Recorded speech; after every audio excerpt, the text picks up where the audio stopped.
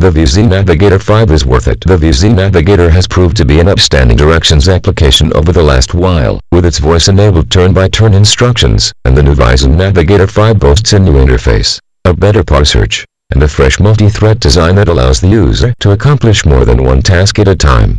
It performs well, as a result of this renovated interface and its slew of real-time information, but, at $9.99 a month, it comes across as overly expensive when one compares it to the range of free mobile global positioning system, or GPS, choices, like the Nokia Ovi Map, and the Google Maps navigation.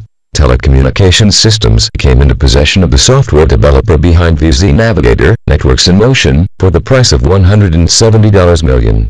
As a result, Verizon now proclaims that the VZ Navigator is supplied by Telecommunications Systems, but in actual fact it is the same software developer. Its pricing system has not been altered either, with the application costing $2.99 for 1 day's use of the product, or $9.99 for a month for unlimited use. These monthly payments may seem modest when taken month by month, but the cost of use for a year is $240, a rather hefty amount. It does include map and PAR updates inside this price, but, if you are on a data plan that charges you per megabyte with Verizon, downloading the application will consume around 2 MB, although the carrier assures us that you will not be receiving any other data charges beyond this.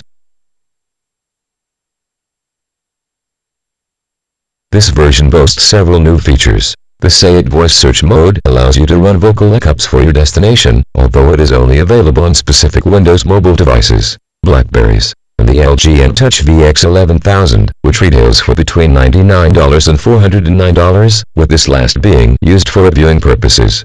The multi-thread design translates into route navigation beginning more rapidly, because the application can stream information in the background as you begin to drive.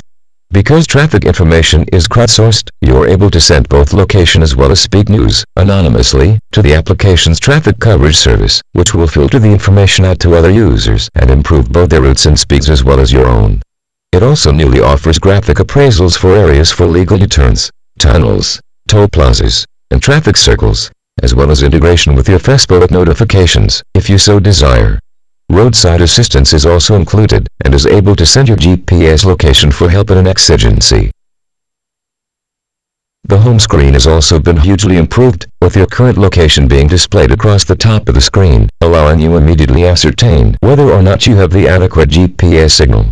The midsection cycles through your local weather with the 3-day forecast, and also lists nearby events, movies along with their ratings, and the cheapest gas outlets in your area. Below this valuable information are 3 icons: Navigate, Find, and Share, as well as the Say It key and those to function the menu.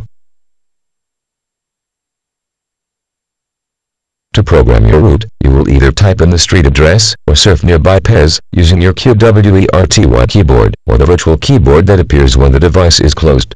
Although the PAR lookups were easy to execute and ran fast, the sponsored advertisements which appear above each list, in striking yellow, were irritating.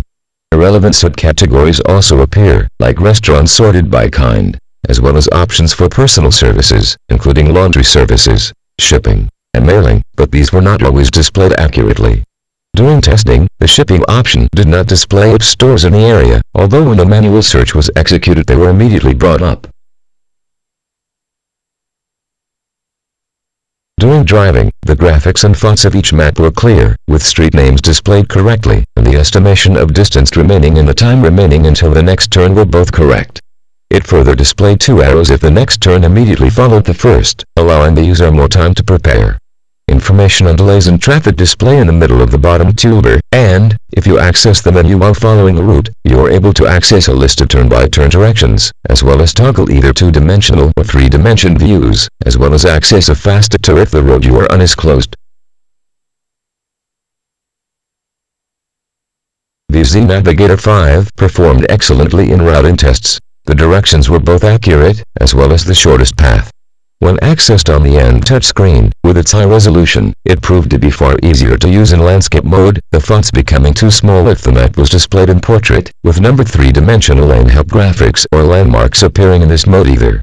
The 2-dimensional icons showing upcoming turns did become a type of lane assistance, but their small size rendered them useless, and the application does not show speed limits, or your speed, and so does not have a feature which can limit you in this regard.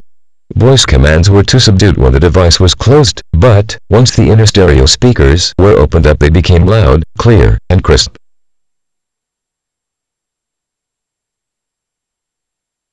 The majority of subscribers to Verizon Wireless unfortunately do not have any other options for this type of software, although users of the Motorola Dreaded are able to use the costless Google Maps navigation.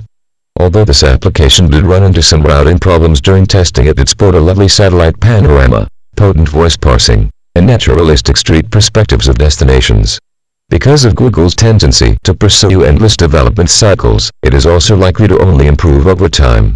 This is also true for the Nokia Ovi Maps, which comes already loaded on some Nokias.